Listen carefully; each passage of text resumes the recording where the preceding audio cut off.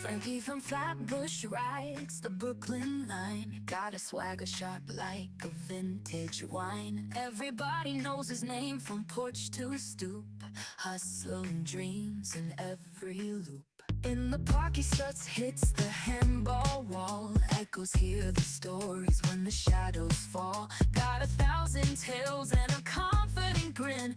On the streets of Flatbush where legends begin. Frankie from Flatbush got the city glow, lighting up the borough with his every show. He's the heart of Brooklyn, never laying low. Frankie from Flatbush, always on the go. Bodega lights flicker when Frankie's near. He's got the rhythm, everybody cheers. Corner talks and sidewalk chalks his fame. In the Flatbush breeze you'll hear his name. Underneath the subway hum, the magic's real. Frankie's moves got that electric feel. From Atlantic Avenue to the urban hill, Flatbush Frankie's giving you a thrill. Frankie from Flatbush got the city glow, lighting up the borough with his every show. He's the heart of Brooklyn, never laying low. Frankie from Flatbush, always on the go.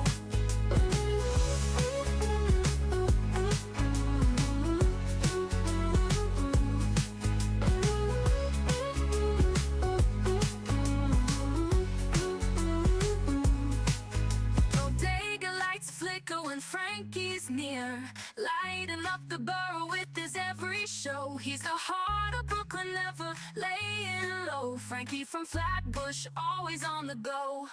Frankie from Flatbush got the city glow, lighting up the borough with his every show. He's the heart of Brooklyn, never laying low. Frankie from Flatbush, always on the go. Always on the go. Always on the go. Always on the go.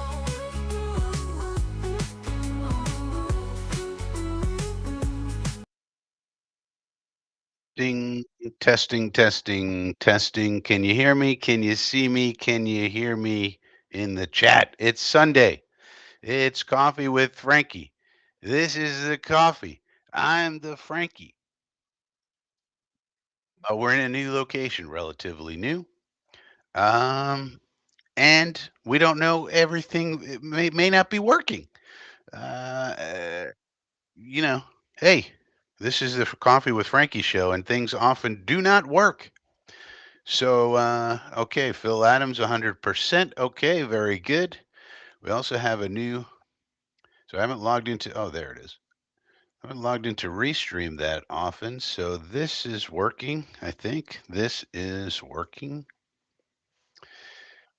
Uh, okay, that's right. All right, Phil Adams is here. Harlan Abraham is here. Good to see you. Greetings to everyone in the chat. We're going to have a fairly, if I can just make sure this is working. Okay, good. Rid of that. See, but then when I put the chats on screen, it gets rid of the old, this thing, the lower third. It should put that back. uh, Stephen T is here. Good morning. It's time for a little bit of coffee. It's Sunday, February 23rd, 2025. We're in our new location. You can't see behind me right now, but things are looking good here. As far as I can tell, you can see the lighting's a little better. Flatbush Dre is here. All the Flatbush people need to be here, of course, with Coffee with Frankie. So good to see that. Stacky is here working in Ireland. Wow. We got somebody checking in all the way from Ireland. So we got Phil Adams in England. We got Stacky over here in Ireland. Uh, so I guess we could say a Coffee with Frankie show is international. We're an international sensation, ladies and gentlemen. But it's February the 23rd. We're on the eve of the NFL Combine. So we got all these NFL people going to Indianapolis, Indiana, where there's really nothing else to do but hang out and watch the Underwear Olympics. And we got some news on that front as well. So we'll be talking about that as we do. So I'd say if everything's working good, everybody can hear me loud and clear, then I think we should check out the docket. That's what I think we should do if I could get it to work. Let's see if this works. Eh, yeah. Let me see if you guys can see that. The docket. We call it the Coffee with Frankie docket. We got G5 hanging out over here. Eh, let's get rid of this caption. Oh, just so you know, so channel updates, I put this little thing on the bottom. Super chats and super thanks are now active on the channel. So if you're new here, feel free to subscribe to the channel. We are trying to get up to 1,000. It's going to take a long time, unfortunately. But in the meantime, super chat and super thanks are now active on the channel if you're interested in that. You can also join the inner circle. So if you're interested in supporting the channel, $5 a month. And once we start getting some members in there, we'll do some more exclusive content for them. But those are some things that are now available on the channel that haven't been always available in the past. So that being said, let's get rid of this caption on the bottom then so we can see the docket and go back to the chat. So here's the docket for today. There's not going to be a ton of news. We're going to talk about the Aaron and Darren show commencing. Um, we got a schedule for the combine. And then we're going to talk about the quarterback carousel, including the Stafford domino, which is a big domino. And then we got some rumors. We got Jet quarterback rumors from questionable sources, though. Not These are not from good, reliable sources, but we're going to talk about them anyway. Cam Ward, Shador, Justin Fields, and then we'll do chat Q&A. That's really what I got on the docket. For today, because what's going to really happen now is so it's quiet times for the NFL right now, and but that's going to change starting tomorrow when these folks start going down to the combine. There's going to be a lot of boozing and schmoozing going on at the combine, and so once the boozing and schmoozing starts, then you're going to start hearing more rumors, more leaks, more information, and teams are going to start solidifying their plans as well. So right now, we haven't heard much about the Jets' plans at all, other than they're not going to go with Aaron Rodgers. That's basically the only news we've gotten out of the Aaron and Darren and my other brother Darren law firm of Aaron Glenn and Darren Muji. But I did put out on X, formerly Twitter, that when it starts happening in March, we should start calling it Muji Magic when we start signing all these people and maybe making crazy trades. You never know. Um, Call it Muji Magic. The Muji Magic has happened again. And hopefully he's got some Muji Magic for us because I don't think I don't think Jet fans are really, and you guys tell me in the chat what you think. I don't think Jet fans are really in the mood generally for another rebuild. I mean, I really don't think that. And so it's causing a lot of consternation in the fan base right now because a lot of people had their hearts set on Aaron Rodgers coming back for one thing, and another thing is a lot of people think, well, Rodgers not coming back. Now we got to do another rebuild, and I'm not in the mood for that. We've been rebuilding since 1969. It's to, time to start winning. But of course, we got a new general manager and a new head coach. So how are you going to thread that needle? Because I don't think there's too many Jet fans that are really in the mood for um, for a rebuild, for a full-on rebuild. So we'll have to see what the Muji Magic is all about this off season. We'll see. We'll check it out. Um, um, it will begin this week. Now, here's the schedule. So you can see all these people are meeting or when they're talking.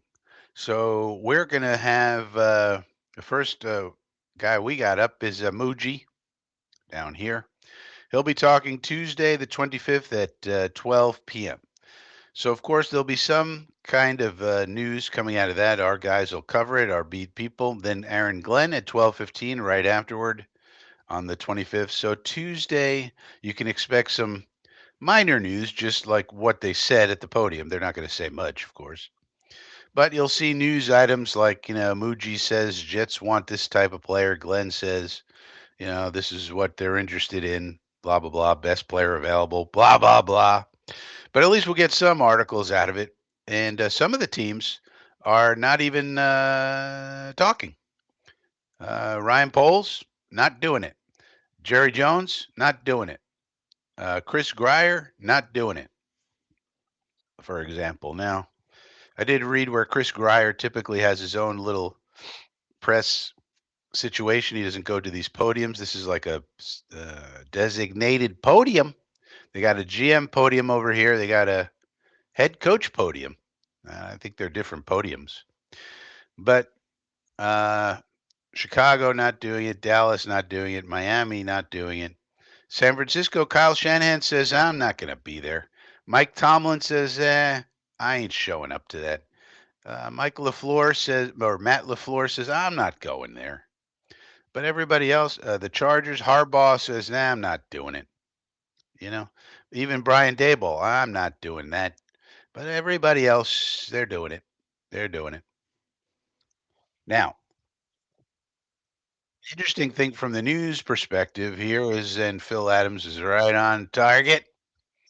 AG is going at to the combine. Now, why is that, newsworthy? Well, old Robert Saleh, I think 2 out of the 3 years or 3 out of the 4 years, whatever it was, did not attend the combine. Felt like, I don't need to do that. Why do I need to do that? Well, so I think that, and obviously, whatever he was doing in terms of substituting his time, that didn't really work out. So I think it's a good idea for the head coach and general manager to go down there. There's a lot of schmoozing going on with the other teams. You never know what could happen in terms of these conversations that you have with your peers. And, there's a lot of trade chatter. There's a lot of, hey, how you doing? Keep it moving, shaking the hands, so forth and so on. And I don't see why you wouldn't go down there. First of all, you get to talk to the prospects, get to meet with them. In addition to the workouts, there's a lot of meetings, so you have your meetings with them, and then you get to see them work out and do all that. And then in addition to that, you're talking to your peers. So that's really it's kind of confusing as to why Sala decided not to do it, but obviously, whatever the reason was that he decided that, it didn't work. It didn't work in terms of having success on the field. So we'll see how it works out with AG and Muji, um, the Aaron and Darren show. But it really begins on Tuesday. We'll see what they're able to come up with, but we should be able to get some news on Tuesday, some minor news as to what they said at their press conferences. They're not going to say much, but you'll see some articles coming out. Muji says this, Glenn says that. They're not going to say much, but at least some of the news will start happening. All right, so that's it as far as the Aaron and Darren show. What about this quarterback carousel, the Stafford domino? Well, article in Bleacher Report. Bleacher Report says NFL rumors. We got some rumors. Uh, Rams Matthew Stafford given permission to talk to teams amid Giants buzz. So, as the carousel spins, everything pertains to everything else because depending on where these people go, that affects where they might who might replace them. For example, would the Giants really trade for Matthew Stafford and perhaps even Cooper Kupp as well, and put them on a team with Malik Neighbors and go to their fans and say, "Hey, look what we got now." Now, the rumor is that even if they acquired a veteran like Stafford, they want to keep the third pick and draft a quarterback there anyway to be his successor. But this would be a way to go to the Giant fans and say, "Hey, It's not so bleak after all. We got Stafford. I would think they'd want Cup as well, and they would say we got Stafford, we got Cup, we got Malik Neighbors. He's amazing. We got something to look forward to here. And then they draft a quarterback as well, and then they say, and for the future, we got whoever it is, whether it's Ward or Sanders. So it says here that they're trying to gauge the cost. So he's already 37 years old, wants a new contract, not making enough money. And Pelissero, straight as an arrow, says, let's make this a little bigger so people can see. Says, Rams have given Stafford's agent permission to talk to the clubs, in an attempt to gauge. Now, I don't know why the general managers of other clubs, if they don't think he's really going to be traded, why they would do Les Snead's job for him. But Pelissero did note that the priority seems to be for Stafford to be back in Los Angeles, and these talks will provide an avenue for the Rams to determine what his value is. So again, I don't understand that. Why would the general managers engage in any kind of substantive talks if it's just for this purpose? You're not going to get him anyway. Oh, so let me waste time talking to the agent. We got a lot of things to do over here. And this is what Rap Sheet is saying, uh, trying to understand his value outside the team. Oops, I didn't want to do that. So it says the Giants are in a desperate spot. I think. I wonder. Do you think the Giants are in a desperate spot? Um, Head coach Brian Daboll and general manager Joe Shane likely under tremendous pressure, especially after what happened with Daniel Jones and Saquon Barkley, to field a competitive team coming off back-to-back losing seasons. But they got a long way to go. They have not really drafted well outside of Malik Neighbors. They still have not built that offensive line that they've been trying to build for seems like forever. The New York situation also complicated with that it has no quarterbacks under contract. That's bad. Drew Lock, Tim Boyle, and Tommy DeVito, even Tommy Cutlets, are all set to become free agents. The Athletics' Dan Duncan noted on Thursday that the Giants' rumored interest in Stafford makes perfect sense. So we might see Stafford in New York, but not for the Jets. Now, then the question would be, okay, what do the Rams do at quarterback? And a lot of people say, well, they will go get into Aaron Rodgers. He's a California guy.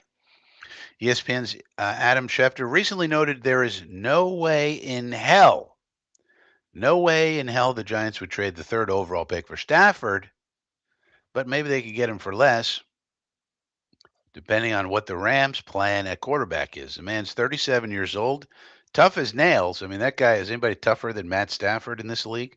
Hard to say there's anybody tougher than him. But at the same time, he does have he does get injured, but he usually toughs it out. You know, Stafford and the Rams have been in a standstill regarding his contract for the past year. He did agree to an adjusted deal. There will almost certainly be a resolution to Stafford's contract situation this offseason, one way or another, because his current deal carries a $50 million cap hit in 2025. Then it says the Giants quarterbacks finished last in the NFL in passing touchdowns, 15, 30th in rating. That's no good. There's only 32 teams, and 29th in completion percentage. So they're saying this would be a big upgrade for them. But this is all part of the quarterback carousel. And once this domino, so the first domino fell with Aaron Rodgers not coming back to us. Now we haven't officially released him yet, or we haven't done anything transactionally officially yet.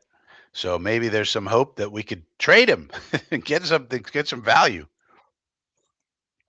Can we get a seventh round pick in 2026 or 2027 or something for this guy? That would be nice.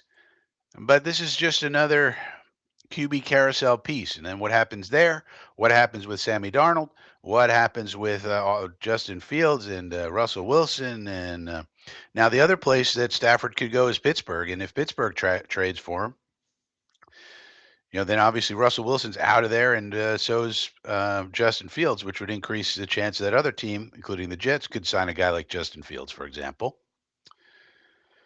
So the quarterback carousel is now spinning around and around and around, and probably going to get faster and faster and faster as we go into the combine.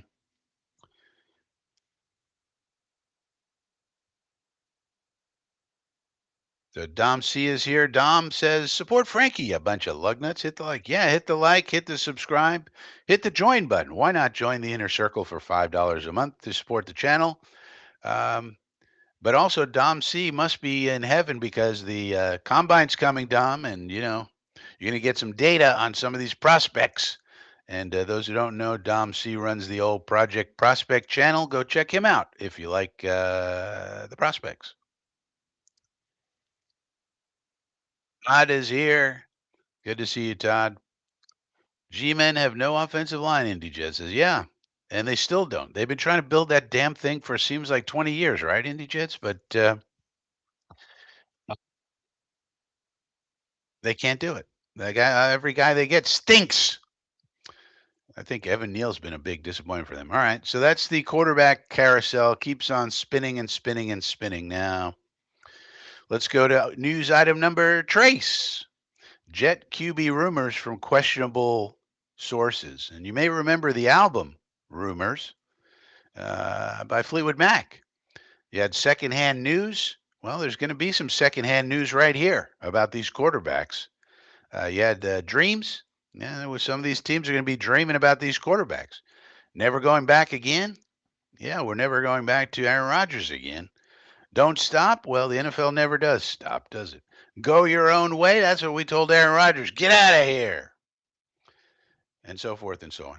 But uh, rumor. So one rumor is that the Jets are preparing a huge package to get up to number one. We're going to trade lots and lots of draft capital to go all the way from 7 to 1 with the idea that we're taking Cam Ward. And the Titans, the Titans, they want to get a lot of draft capital because they don't think they're a quarterback away. This is the theory. Now, I did say these are from questionable sources, so this is not something, but I mean, this is where we are in the season. Yeah. So, but this made the rounds on X for quite a bit. A lot of people were reacting to it. Was a lot of draft capital that was going to Tennessee from us to get up to one, to go to 7 to 1 to draft Cam Ward. And that's the rumor. Now, I don't know. I don't know about that, really. We're really going to go get Cam Ward. Hmm. I like Cam Ward. I like Shador. Do I know if they're going to be any good? No. I don't know. Who knows? We got to grind the tape like Dom C does to know, really. But um, we got to see. But giving up all of that, those resources, especially that was said in this scenario. So it was very specific about what we were giving up. Obviously, we're giving up a 1 this year. It was like a 1 next year, a 2 this year, 2 next year. It was a lot of draft capital. Does Aaron Glenn and Darren Muji really want to give up all that draft capital just to go get Cam Ward, and then the team, we have no young players other than the ones we already have, no new young players for the next couple of years? Doesn't seem uh, doesn't seem very likely to me. But that's the rumor. So that was one rumor. On the other hand, there was another rumor that has not gotten as much notice, and that is that Woody Johnson really loves Shador Sanders. Now, again, this is from a questionable source, but it is a source that's sometimes right, sometimes not right. But this source says that Woody Johnson really loves Shador Sanders. Now, this did not get the same amount of notice or play as the other rumor about Cam Ward, um, but it's out there. Now, I also don't really believe this. I don't think I don't think Woody is really going to fall in love with any of these college quarterbacks. I don't think he's going to do that. I think this is just sort of like one of those things that got leaked out to somebody because maybe Woody said something about Shador in passing. But what we've learned about a lot of these Woody rumors is there's some sort of element of truth to them, but they're out of context, or somebody was kidding or joking, or said something, and the context is left out. You know, so I'm sure Woody likes Shador as probably as much as anybody, or he probably likes him, maybe equally as Cam Ward. But I don't think he's going to influence this decision. I'm hoping that um, this year he's going to learn from his mistakes of the past, 18 to 24 months where he was involved in meddling in the football decisions, and it didn't turn out too well. So hopefully he and the money men keep their grubby hands off and let the football people do their job. And whatever it winds up being, it winds up being. But it shouldn't be because Woody likes Shador Sanders. That should not be how we do our drafting. That's for sure. Now, the third rumor from a questionable source was about Justin Fields, saying the Jets are very interested in Justin Fields. Now, this I could see being true, but it was very specific as to the type of contract we were going to give. It was $10 to $15 million to Justin Fields. Now, nobody really noticed this very much, but I could see this being true. Why wouldn't it be true? I think a lot of teams are interested in Justin Fields at the right price. He's 25 years old. He's been improving every year he's in the league. This year in the league, though, small sample size for the improvement. I couldn't beat out Russell Wilson for the job, so makes you shake your head a little bit. So, um, but at the same time, it could be that we like Justin Fields for a 1 year. I mean, this is like nothing for a quarterback. If you give him 15 million, that's a nice little payday for Fields, but it's a prove it contract. And for 1 year, why not let him come in? If it turns out this way, come in and compete with Tyrod and Jordan Travis. And the nice thing with those three quarterbacks is you would run a nice RPO offense. It wouldn't be the Jared Goff offense for sure. Absolutely not. But you'd have to run a different type of offense. But for all three of them, they could all run the RPO triple option type of heavy run, um, heavy quarterback run, you know, uh, offense. Although with Fields, you would want him running more than the other two. But you could see it happen. It's possible. It's plausible. Um, but we'll have to see. I do think there's going to be a market. I mean, I've noticed the other fan bases for all the other quarterback needy teams. Almost all of them mention Justin Fields. So it seems like there is demand for Fields. A lot of people still optimistic. Again, he's just 25 years old, has experience in the league, and he has put up the second greatest quarterback rushing season in NFL history with 1,143 yards already once in his career. So we know he's an elite runner. That we know. And could you make the offense specific enough for his skill set to where he could be also a successful passer is the question. And that's the chance you'd be taking. But again, it's not a big chance. If that's your option, the one you land on, then obviously, you trot him out there. You see if he wins the job, which you probably would. And then you see what you get in a year. You're not going to give him a long term commitment. But if he plays really, really well, then maybe you found your guy. If not, then you just go into the draft next year anyway and get your guy then. And next year is supposed to be a very good quarterback draft. Say the all the prospect experts like Dom C and everybody like that. So we'll have to see. He is going to have a market though, so can you get him on a 1 year deal? He may prefer a 1 year deal to prove it, as opposed to if you get it, depending on the size of it, as opposed to a multiple year deal that's smaller in annual value. So we'll have to see what his market is. I do think a market is going to develop for him, so it may get competitive. You may have to do some things with incentives, escalators. You may have to do some things with cap manipulations and so forth, and guaranteed money. Maybe you give a multi-year deal, but it's heavy in guaranteed money in year one, for example. Everything's a negotiation over here.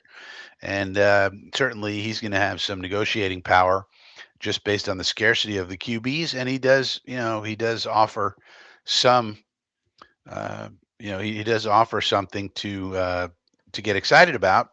Um, very highly touted prospect, of course. And of course, we'd be pairing him with Garrett Wilson. The other part of this article that came out was that he's also intrigued by our roster. And I think they maybe the two reports are not the same, but the one where we're saying we're interested in him at 10 to 15 mil. And then another report came out saying Fields is intrigued by our roster. So that's good, including his old friend, of course, Garrett Wilson. So you wonder if Garrett would be happy about that. So that's another aspect, and maybe pairing Fields with Wilson would be something both of those gentlemen would be interested in doing. So that could be enticing to Fields as well. Also, just the opportunity that he has here. I mean, if he kills it, we'll throw. If he comes here, and well, let's just say he comes here and he's what, a top 15 quarterback, say 15th best quarterback in the league. We'd probably shower him with money, for the, we'd probably say, hey, we got our guy. And, lock him up because we have not been able to find our guy for a long time, obviously. So those are the three rumors from questionable sources that we got. Uh, yeah, so everybody's like, there's a lot of different opinions that we're going to see. So Indy Jets is saying here, trade down, gain some picks, and then somebody else at JoJo says trade up for Ward. So there's going to be a lot of varying opinions as we move forward. Trade up, trade down, stay where you're at, do this, do that. Some team trading up to 7 for 2 first rounders. Well, yeah, but Phil, that's probably not going to happen because at 7, who's going to be excited enough to trade up to 7 and give us that? For what are they trading? you know, Basically, if you're going to trade up, you really are probably trading up for one of the two quarterbacks, or Abdul Carter, or uh, what's his name, Travis Hunter, and those guys are going to be gone in the first 5 picks. So we're just outside that. So that's not probably going to happen. Molan Labe's here. He says my source says every source is sorcery. True. So we'll have to see what kind of a deal he gets. He might get a 2-year deal. He might get a 3-year deal. He might get well. We'll see what he gets. So Jojo said, I would rather trade up for Ward than draft. Yeah, I don't think Dart's going to go in the first round. Probably, we'll have to see. Dart at 7 is kind of nutty. But pretty much that's all I got on the docket. So let me know if there's any Q&A in the chat about any other topics. It's kind of a quiet time in the NFL right now. I guess we'll take the docket off. But that's all I had on the docket at this moment in time. We're going to start getting, it's a slow news time in the NFL. Someone who has slipped that they love. Yeah, but who would that be? I mean, if Abdul Carter slips, yeah. But if Abdul Carter slips to 7, we're taking him, Phil. I got news for you. If Travis Hunter were to slip to 7, we're taking him. If Mason Graham is there at 7, we're taking him. But most likely, and hopefully we could get Will Campbell at least at 7, although the Patriots might take him at 7. I mean, might take him at 4, but not allowing us to get to 7. But if anybody slips that's worth taking, much higher, Phil, we're just taking them. We're taking them. That's the way I see it.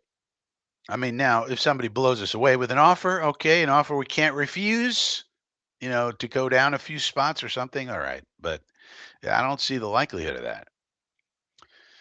Yeah, Jojo, that's what I mentioned earlier. So yeah, the combine is starting. So all of the NFL is basically descending upon Indianapolis, Indiana this week. So that means all of the media people are down there, all of the head coaches, all the general managers, all the scouting staffs. So everybody going to be twerping. Everybody going to be talking. So we're going to start to hear some rumors, some leaks, some misinformation. Smoke screen season is starting. So there's just going to be rumors. There's, the NFL, what do you want to say? News cycle is going to start churning up. Whereas these last couple of weeks after the Super Bowl, it's been pretty quiet, pretty hard to scratch out some news other than, Aaron Rodgers isn't coming back. And, you know, This guy's retiring. That guy might retire. You know, but after the combine's over and then some pro days, you might see some trades. This quarterback carousel has to start spinning more quickly soon. Do the Vikings tag Darnold? It doesn't look like they will. And then if not, then where does he end up going? That's a big piece. Where does Stafford end up going, if anywhere, or does he stay with the Rams? Then probably beyond those guys, probably the next biggest domino is probably Justin Fields. And what does he want to do? And what do teams want to do with him? And we'll have to see what goes on with that. And then we'll start seeing some free agent deals, as JoJo's talking about. Some we could get some internal free agents. So, for example, we could sign Sherwood or any one of our internal guys. We'll see if what Aaron and Darren want to do with those guys, if anything. Um, So yeah, we'll start to be getting some more hardcore news, I would say, this week. But as for right now, it's pretty quiet, and we really don't know anything about what Aaron and Darren want to do. We have no idea what direction they're going to take this team, other than it's not going to be um, it's not going to be with Aaron Rodgers. We know that much.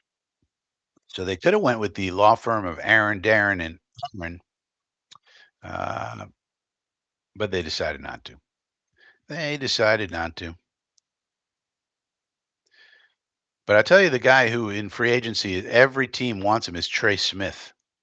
Trey Smith, the guard. I mean, that guy's going to get $25 million to be a guard. Every team wants him. The Giants. I mean, just almost every team could use a guy like Trey Smith. He's going to get. Uh, he's going to get 25 million. Jordan Travis is on Twitter coming out saying that Aaron Rodgers is a great person. Breaking news as of 1 hour ago. Jordan Travis, he's still alive, everybody, came out and replying to a TMZ report about quarterback Aaron Rodgers, where they basically did a paparazzi thing where he was getting in his car. And he said the team has to want him and the team has to be good. Okay. Not exactly big news, but Jordan Travis came in and quoted that and then said, "Eight is a great person." That would be Aaron Rodgers.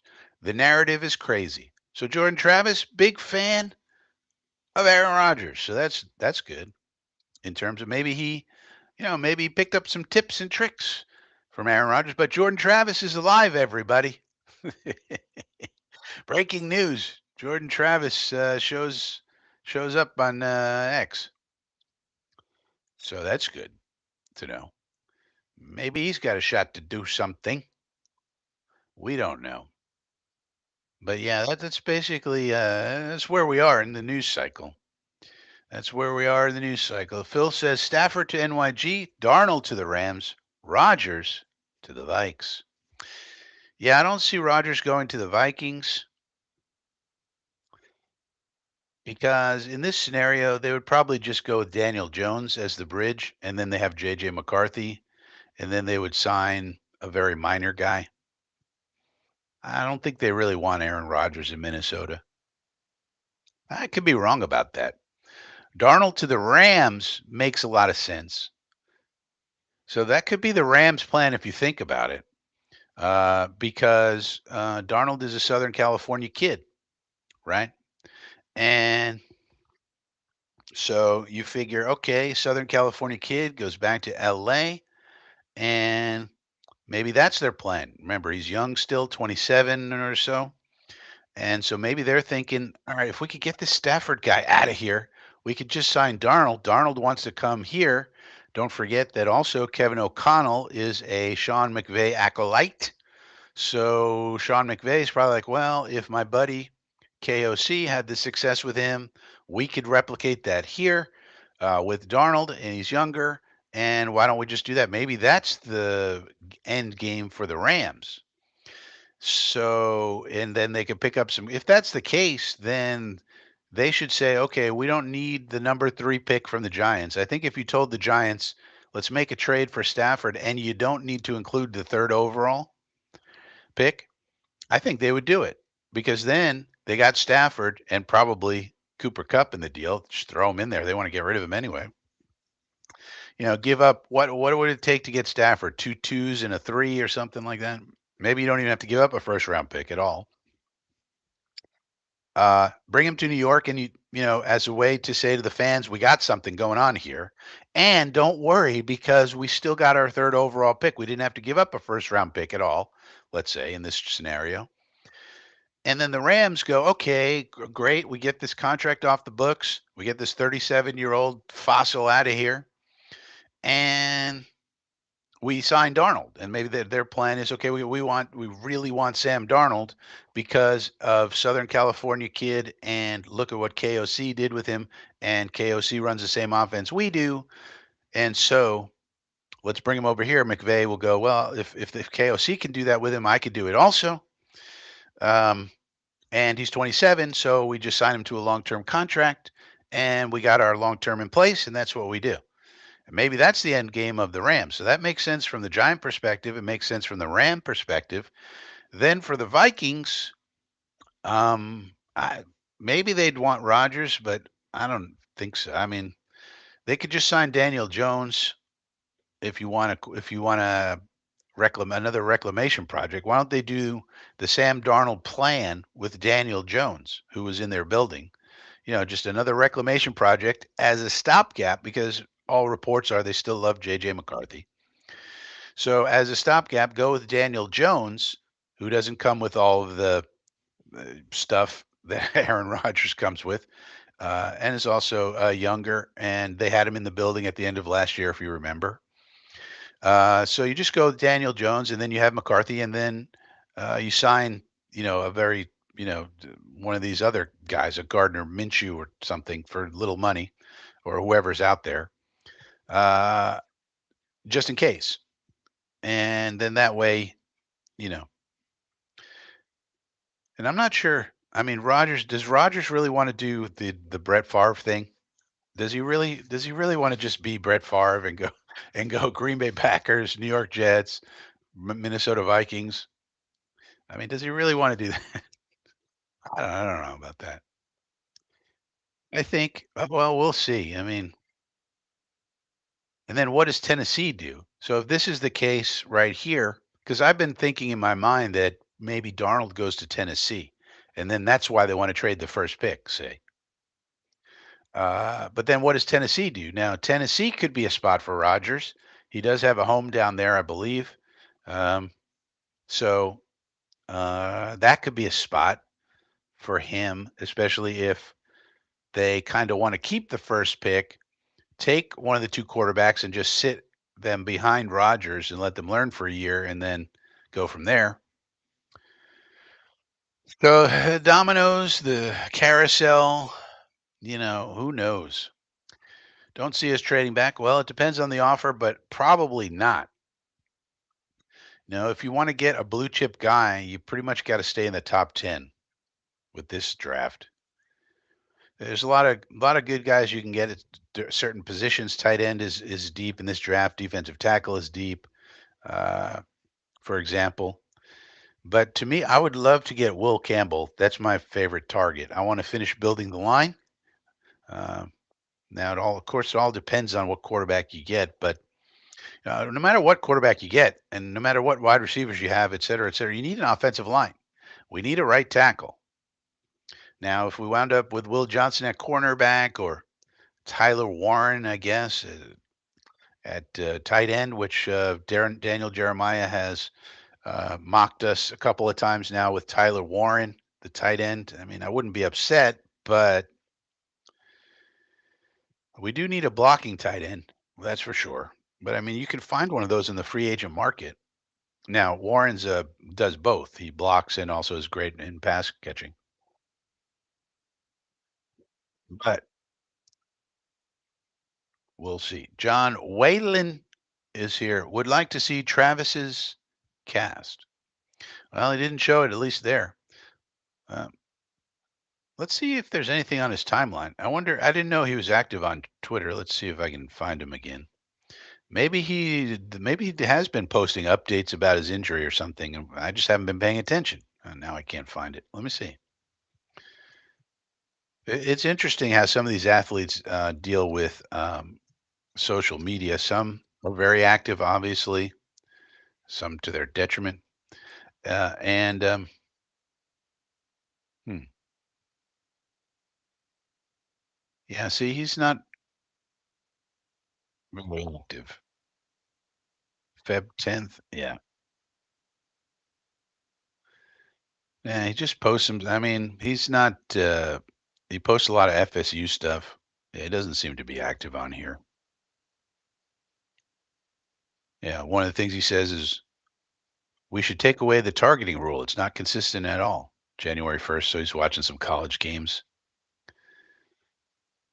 Yeah, not a lot of. There's no updates here.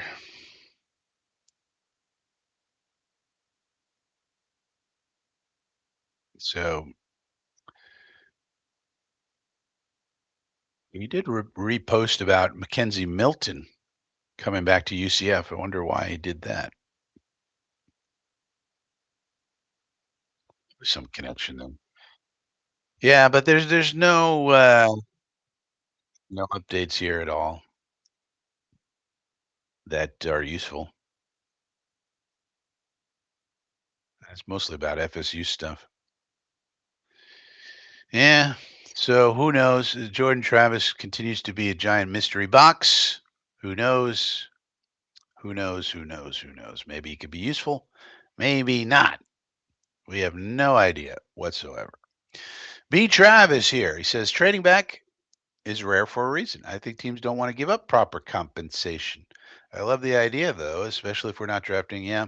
Some people say you should always trade back. B trap. Some people say the theory is you should never ever trade up because it's not worth it. And you should always trade back because you get more picks. And the idea is you never know what's going to happen with these guys. So get more picks because it's basically like a lottery or a dart throw, you know. So the more dart throws you have, the better chance you have of hitting a bullseye, is the theory. And there's some data behind it, that, the guy picked at 18 is very rarely better than the guy taking at 19. So, you might as well just trade back all the times that as much as you can. There's that theory, but that's just a theory. Phil Adams says Rogers wants to own the Bears again, and D. Adams with Jefferson would be mean looking. Yeah, that's somewhat more interesting. His interest in owning the Bears again, nah, I don't know. Who knows? But that's an interesting point, though, Phil. Like, anybody that signs Rodgers, it's almost like a guaranteed twofer, right? It's like we can get Rodgers, all right. Maybe not so passionate about that, but we can get Rodgers and Devontae. But then you got to take Lazard also. That's a you get to take the three amigos. We got to take all three amigos at the same time. So I don't know. B Trav, if you build the line, maybe next year's free agent. Yeah, exactly. And not to mention, you could run the ball. If you can run the ball, if you can outmuscle people, it helps the quarterback immensely, no matter who it is. If you have a great running game, that's great for quarterbacks. Makes it a lot easier. And we haven't really had that ferocious, offensive line that sets the tone, you know, for a long time since really the Rex Ryan era when we had that great O line there. But that if you can get that, it sets everything up so nicely. You can run play action off of that. It makes the quarterback's job a lot easier when you can just line up. And I don't care how many people you put in the friggin' box, we're going to block you up and we are going to open up holes for our running backs, you know? And, and then then the defense has to, spend a ton of resources and time trying to stop the run. And then you can really pass off of play action, right? So it really makes a lot of sense to me And Jim Harbaugh said this. He said when he said people asked him, "Are you going to take a weapon or are you going to take an offensive lineman in the first round from last year?" And he said, "Well, we kind of view offensive linemen as weapons, and that's how I view it. Offensive line is a weapon. It enables everything else to go. So to me, that's the focus. And shoot, if Will Campbell is gone, and the biggest threat for Will Campbell being gone is probably the Patriots, because you know that old what's his name is thinking he's got to build the trenches up again, and they have no offensive line at all up in New England. They got a lot of problems, but one of them is offensive line. And so, old Vrabel, he wants to build the trenches, so he might take Campbell. But it might be a situation where I might even take Banks at 7. Although that's a bit much. I'd try to trade back in that scenario if I could. If I could. But if not, I might take Kelvin Banks. Frig it. Take the second best one. Even if it's a reach. You know.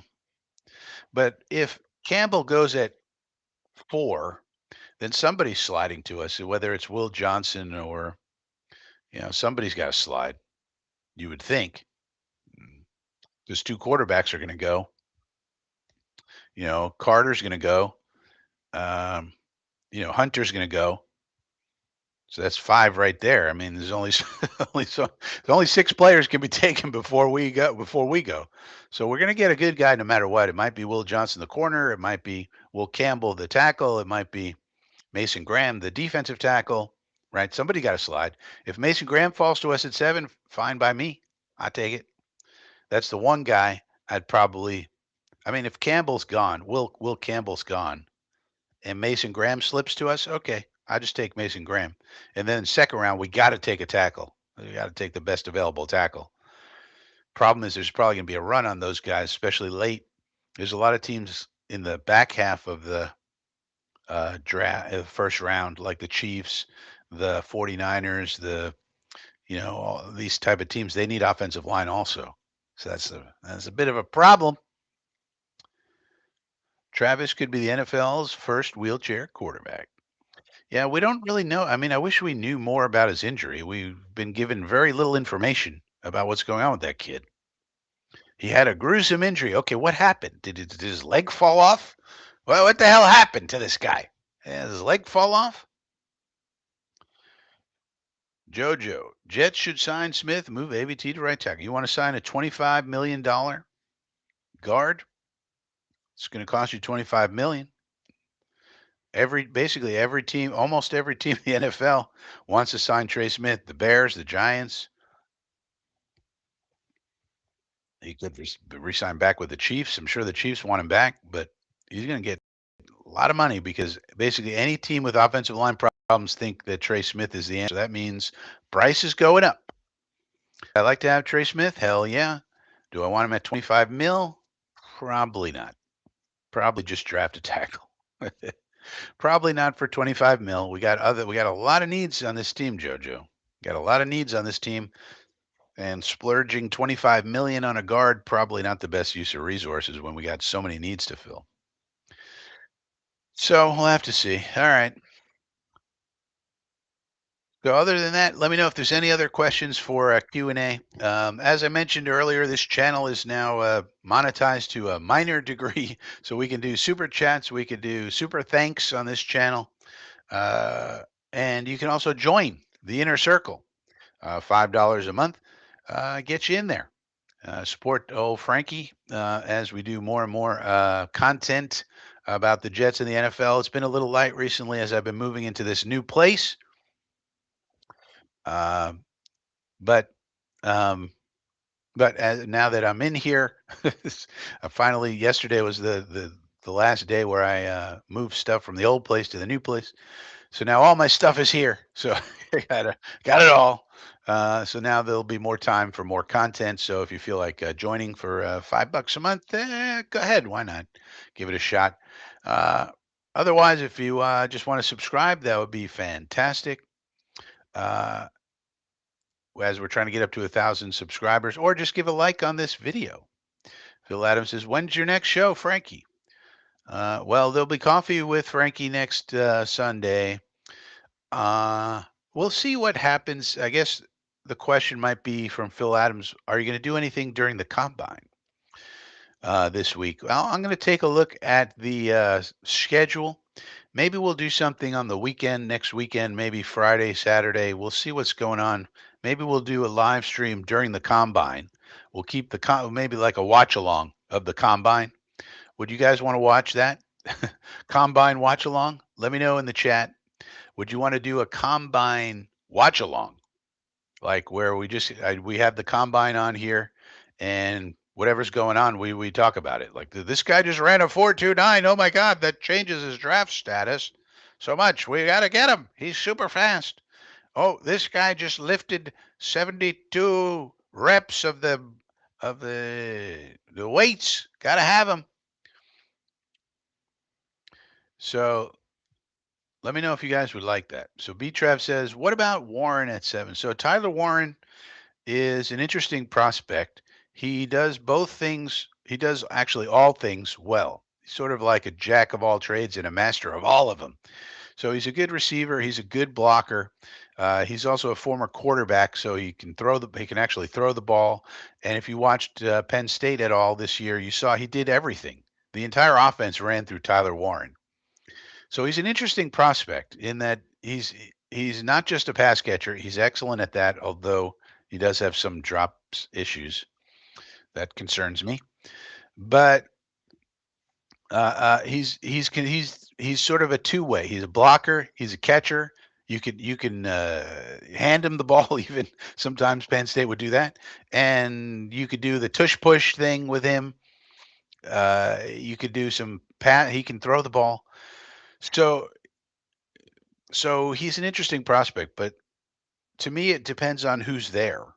If all of my guys are gone, if Campbell's gone, Graham's gone for some reason, but somebody has to slide to us, Trav.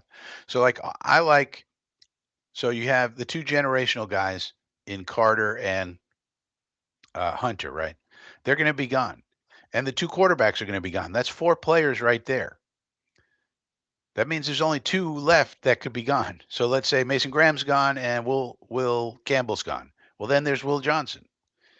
I mean, I guess if all those guys go, the two quarterbacks, because if Carter's there, you're taking Carter. If Hunter's there, you're taking Hunter, right? There's no doubt about it. If Graham and Campbell are there, you have that depends, but you're going to take one of them. So I have all those people ahead of Tyler Warren. But if everybody's gone, somehow, let's say the quarterbacks don't go. Okay, that's a way that it could happen. Like the quarterbacks don't go in the top six because those teams all did something else at quarterback or whatever. Um, then I guess I would try to trade back at that point. But if I couldn't and we wound up with Tyler Warren, I wouldn't be upset if all those guys are gone. But I want Will Campbell, Mason Graham, the two generational guys, Carter and Hunter, more than all those guys, more than Tyler Warren. But if all those guys happen to be gone, because what if the quarterbacks slide? What if Cam Ward slides to us at 7? Like Warren's there, but so's Cam Ward. We're probably going to take Cam Ward, right? Or Shador. So it's hard for me to understand why we would take him when we have other needs. To me, I want to build the offensive line first. Now, with that being said, if Abdul Carter's there, you're taking Abdul Carter. If Travis Hunter's there, you're taking Travis Hunter. Uh, if Cam Ward's sitting there at 7, you're probably taking Cam Ward. I mean, he's probably not going to be, but you know, if he's there. So I don't know. I have a hard time seeing why we would take him. But in some scenario where everyone else is gone, or maybe you just don't like Will Johnson that much, say, and all the other guys are gone, and we wind up with Tyler Warren, all right, he's a top tight end. He can do it all. He can block, he can catch, he can throw, he can run, he can do it all.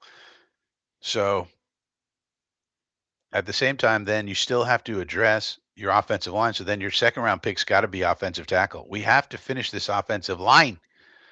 Now, one of the arguments for Tyler Warren is he helps you with your offensive line because he blocks, right? Tight end should be considered part of the offensive line. And don't forget, who's our new offensive line coach, right? Steve Hayden.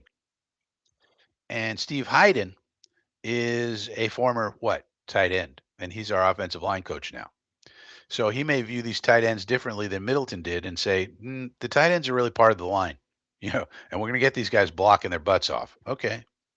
So I could get into it. It depends how the board falls, B Trav, but that's basically it. I mean, I prefer other guys, but if those all those guys are gone and we can't trade back, I wouldn't be mad at it.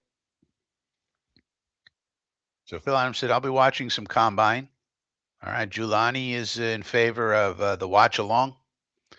All right. Maybe we'll do a watch along. I'm going to check the schedule and see what works. Maybe we'll do a little watch along action and see what's going on. Harlan Abraham says, how about the other defensive tackle? Yeah, he's a first round pick grade for most people, Harlan, but not as high up as Mason Graham. Um Kenneth Grant, it's looking like most people have him in the middle or in the 20s or so, you know, area of the first round. So he's an excellent prospect, also, but not as highly rated by most people as Graham. So, like, he would be a guy if we traded back, that we could get into. If we traded back, picked up some picks, and then the idea was we want a defensive tackle in the first round, and he's there. Boom, we get him. Uh, he's a little different stature wise, but still a first round prospect for most evaluators that I've seen. So a good prospect, but Graham is a top 10 guy for most people. Yeah, so you got 30 on Tankathon. Yeah, so he's in the 20s, 30, late first round pick, looks like for Grant. For most people, he's in the 20s, somewhere on there, mid late first. It's a guy like if we took, if he slipped into the second round, ideal, like a beautiful thing would be at 7, we take Campbell, and then our second pick, this kid Grant falls for some reason. We pick him there. Boy, that would be great. Campbell, Will Campbell, and then Kenneth Grant. Whoo!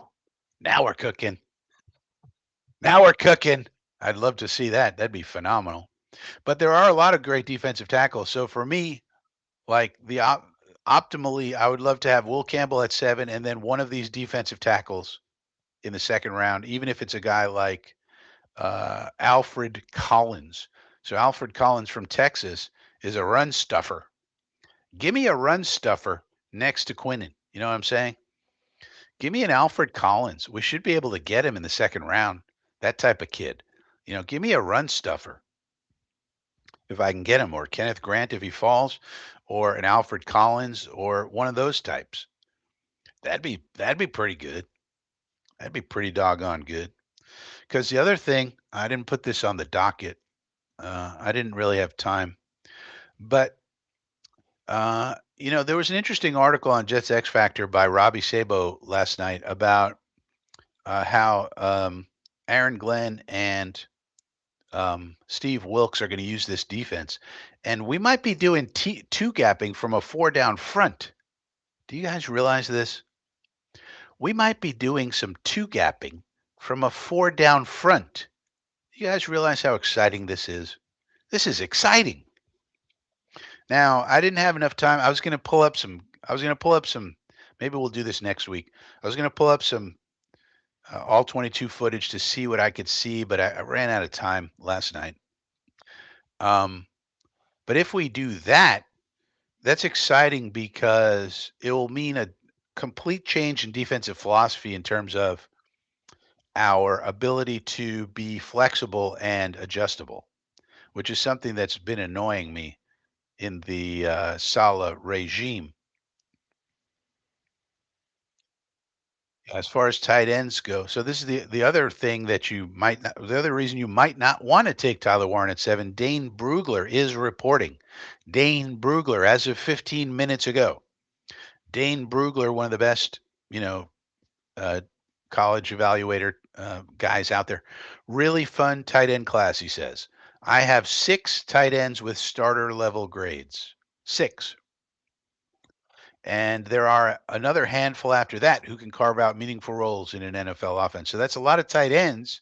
And so, do you really want to take one with the number 7 pick overall when you could get a Harold Fannin or you could get somebody later? You know, so depends how highly you have Warren graded out. Is he head and shoulders above those other guys, or is he in the same bucket? You know,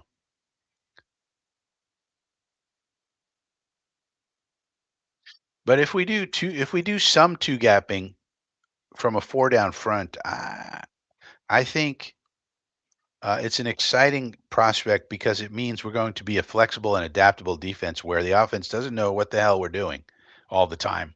And I would say that's extremely exciting. And then but to do that, then you need really smart players, really smart defensive linemen, you know, because you're going to ask them to do a lot more in any given game, in any given situation. And so then you need specific types of guys who have that football intelligence.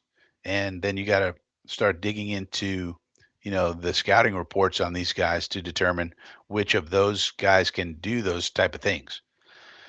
But maybe we'll take a closer look at that next week. I was trying to find some examples of it. And I was looking at the first game that the Lions played last year, and it's kind of interesting because they have all their players, and including some of the ones we're going to be looking at, like Levi Onwuzurike and Derek Barnes and Alex Anzalone might get cut, might be a cap casualty this year. And so those are guys that could end up on our club, of course. Duncan Lloyd is here. Says, hope you're keeping well. I hope you're keeping well, Duncan Lloyd. All right. So that's all we got on the docket. Unless there's other questions, we'll call it a day. Keep in mind, Frankie from Flatbush Channel, we'll be doing coffee with Frankie next Sunday at 10 a.m. And then maybe we'll do some combine stuff this week. We'll take a look at the schedule. Maybe we'll do some watch alongs with the combine, watch some underwear Olympics as the guys run around, and see what the NFL rumor mill is producing this week. We'll have to see about that. But otherwise, if you're new here, please subscribe to the channel and uh, please subscribe to the channel and click the like button um, on this video if you don't want to do nothing else. Super chats and super thanks are active now, and you can also join the inner circle if you prefer. Duncan Lloyd has a question. I'm worried a bit when people say to take a quarterback next year. Are they expecting a bad year? Well, Duncan, I don't know. There's when you say people, that's a lot of people. So I don't know what people are expecting. Uh, but the reason they're talking about quarterbacks next year is because the quarterback class is going to be much better. I mean, this year, we don't know what the plan is this year, Duncan. It has not been revealed yet. The Aaron and Darren and other brother Darren show has not been revealing as to what our plan is for this year yet. So I don't know what, there's a lot of, uh, hmm, there's a lot of people out there whose opinions you shouldn't regard. So, I always say you got to have a filter on these days because there's so much information out there, and everybody can express their opinions on social media these days as opposed to the old days, right? So there's all these opinions coming out. You got to know how to filter it. And so don't worry about, you should have people whose opinions you respect because they're informed opinions, well thought out, and so forth and so on. And don't worry about other people whose opinions shouldn't really, they're not very well informed, and then maybe they don't know what they're talking about. But as of right now, we have no idea what the Jets are doing other than it's not Rodgers. So that's the only information we have. And and he hasn't even been officially released yet or anything like that. So we actually don't know what it's going to be. And so there's no reason to worry about it when we don't know what it is. Right. So I do not think we're going to do a full rebuild. I don't think AG and Muji are interested in a full rebuild where we're trading away everybody and getting draft picks like that. I don't think that's what this is. Now, so what the actual course of action is going to be, we don't know yet. Once we know, then we'll have discussions about those things, right? So I wouldn't worry about these people. I would just say, let's see what the plan is, and then we'll have discussions about that plan and how it's going to play out. The interesting thing is that let's bring up something. Maybe people don't understand something. Bring this up, shall we?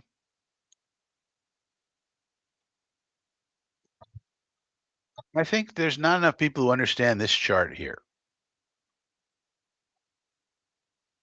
Look at this chart. It's a big, beautiful chart, isn't it? Look at this chart. It's big, beautiful chart. I can't make it any bigger.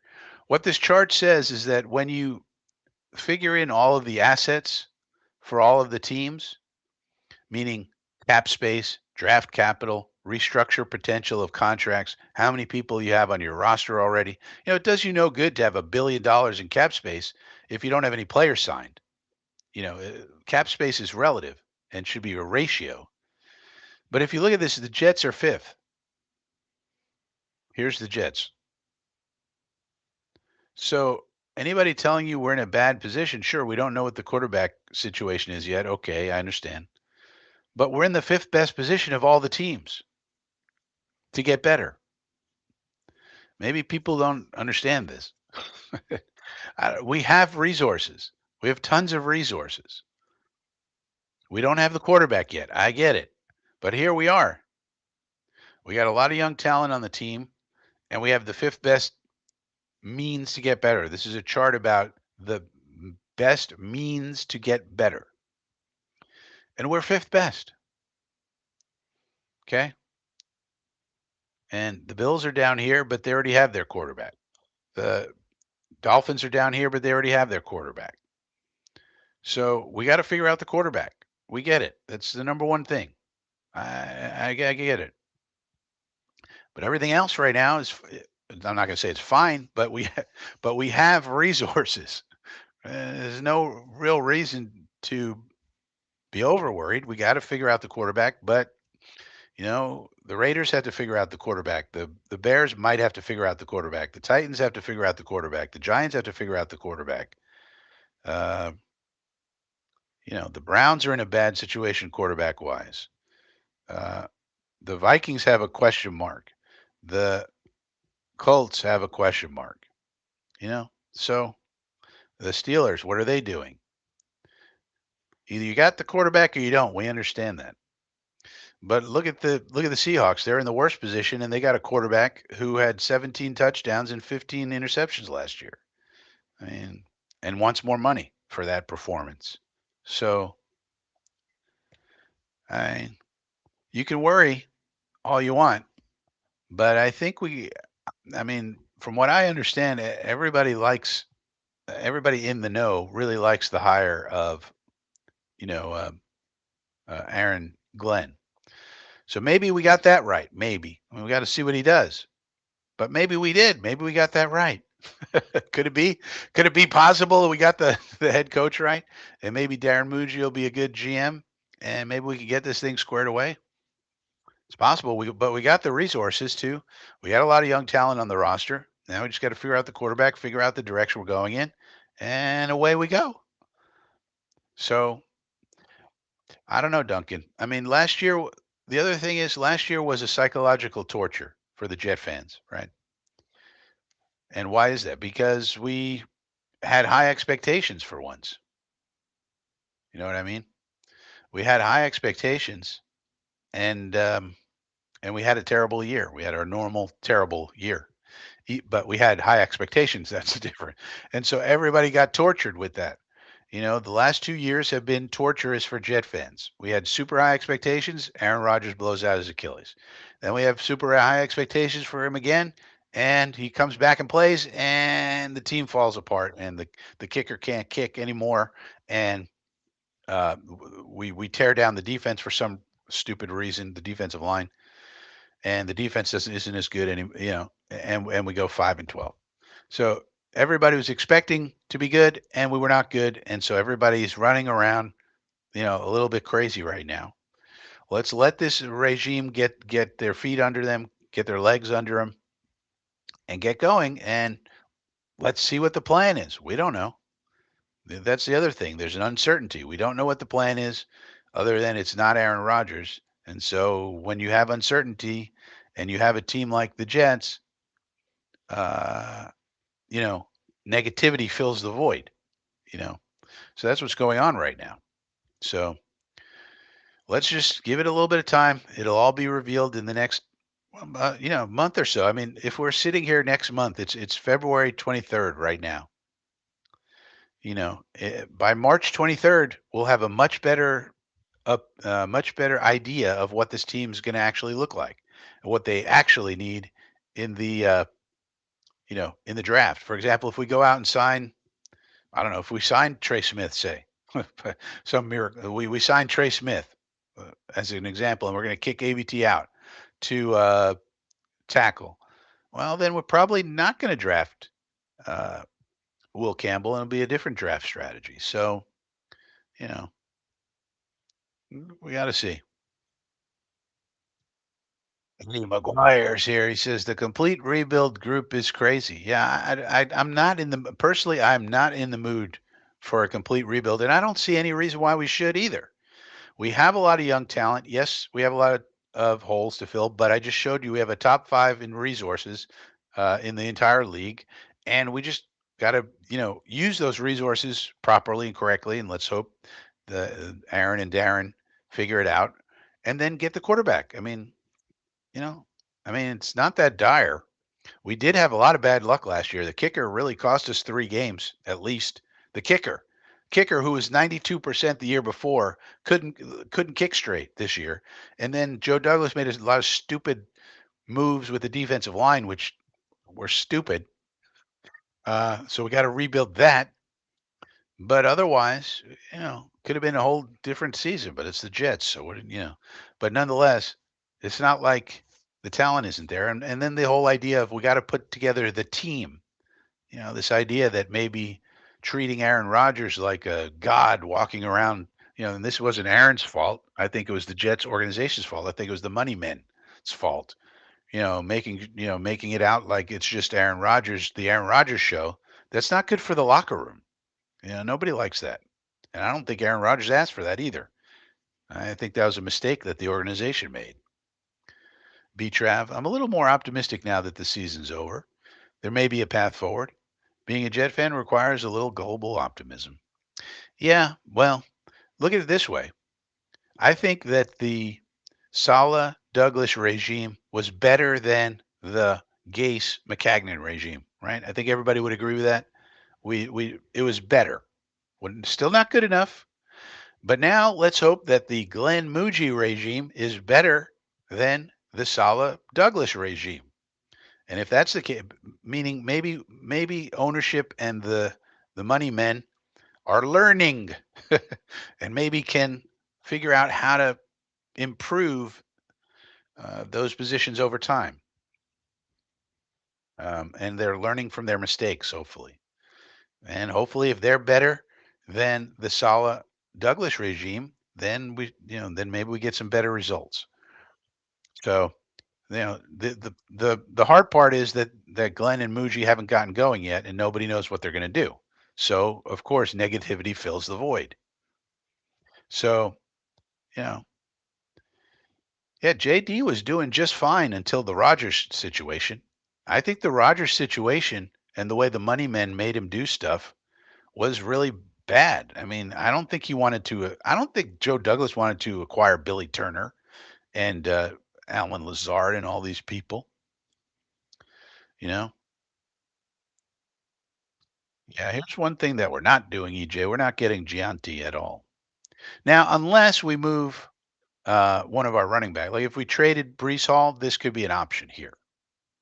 But uh, if you get the running back, so the difference between the Lions and the Jets right now, the Lions built out their offensive line first. We need to complete that, in my opinion. Now, you could say, well, what if we sign Trey Smith, or what if we build the line in trades and free agency, and then we're ready, and we trade Brees Hall, say. and then we're ready for Jonty. All right, cool. But otherwise, I would not be in favor of that. Yeah, and so that's an option we have now. Trey Smith, every team, almost every team in the NFL wants Trey Smith. He's going to make 25 million a year, at least, I think. So I don't think we're going to go there in terms of cap allocation. So it's probably not him, but they could get some other lower price guard like Tevin Jenkins or, God forbid, Mackay. We'll bring Mackay back and make him a guard. Okay, that's not happening for us, but maybe Tevin Jenkins or one of these other guys. It could be. That's the way we build the line. But to me, you got to build the line first, and then you move on from there.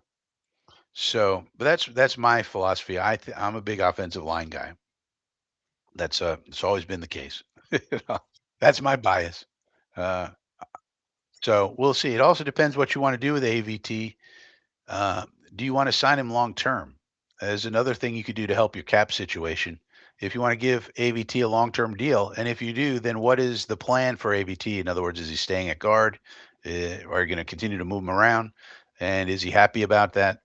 You know, if you give AVT a long term deal, a 3-year deal or something, um, then you're helping your cap situation in the short term. And you're also making a commitment to AVT. And then that commitment to him is going to include, of course, where is he going to play? And he may have a preference and he may say, well, okay, I'll sign this deal, but I really, unless it's an emergency, I really don't want to move out to tackle in any kind of significant way. You know, in an emergency, of course, he'll do what the team needs, but he might say just as a general thing, I don't want to kick out there unless the team really needs it and there's injuries and stuff. I'll do it, but I'd really like to be in one spot. He might say. I don't know. I don't know what he's thinking, but I would think that's what he wants to do, and just concentrate on the one position. And so if you do that, then you're not signing a guard, obviously. So we really have to see what this new regime is all about and how they're going to approach this. And unfortunately, we just don't have a lot of information about it at the moment. And so we'll have to see how it plays out.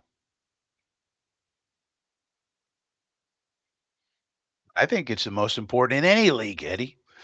I mean, the O line. Maybe you weren't here in the beginning, but we were talking about it. Where if you could get an O line like Detroit has, and I think one of the reasons that I'm leaning this way is because obviously AG has more power than Muji.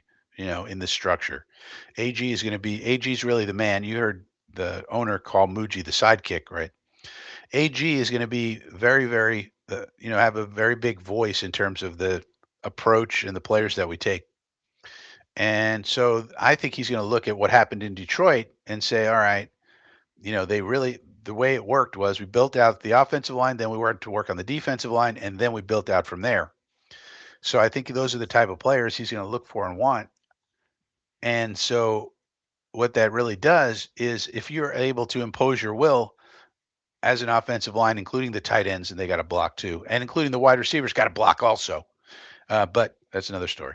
But then you can run your play action. If you can just run the ball and you don't care how many people they have in the box, and you can just run it because you can maul them with your blocking, and you do not care. Bring people in the box. Come on down, and you're gouging them even with 8 in the box and so forth. That's very debilitating. That's very demoralizing for a defense. Right. They're bringing 8 in the box. You're still running it on them. What? So if you are able to do that, though, then that opens up everything else. It opens up your passing game because now they got it because you now are going to do play action. They're going to bite on it because you've been killing them with the run, right? But you can only do that with a great offensive line and great blocking tight ends, et cetera, and even wide receivers who can come in and insert and block as well. And so that's really that's really my philosophy of it. It doesn't matter if we have Brees Hall or Jonty or Gibbs or this one or that one. If you can't block, you have to block. And once you block, then you can talk about which running backs are better, this one or that one, or what you need. But to me, you got to build the foundation first. And I think Glenn's going to look at the Detroit model and say, well, that's how you do it right there. Uh, and so that's what leads me to really thinking that Campbell's the pick at 7, and or just building the line in general. You know, so that's the philosophy there. All right, so I guess we'll call it a Sunday. Hope everybody's well out there. Maybe we'll come back for some uh, combine stuff this week, but otherwise, we'll see you next week for Coffee with Frankie on Sunday at 10 a.m.